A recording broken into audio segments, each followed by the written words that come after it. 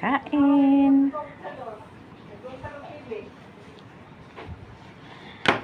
Ito yung gulay natin sa hapunan. And then, nag-bread ako ng bisugo, tuyo. Kain tayo guys. Ayan yung hapunan ko. Oh. Ayan. Nagluto ako ng ampalaya. Tapos, yung partner ko, daing na bisugo. Dami kayo. Ano pa?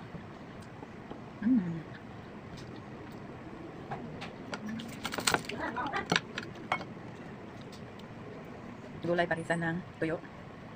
Perfect combination.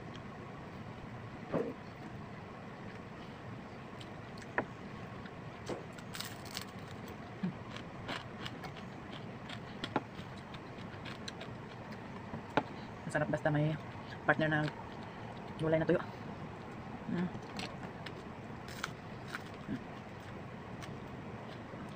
Crunchy pa yung ating tuyo.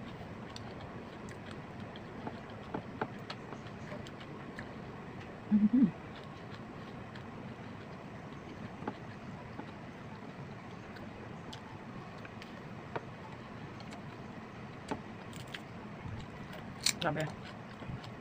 Sarap kumain kapag ganito yung gulay at tuyo.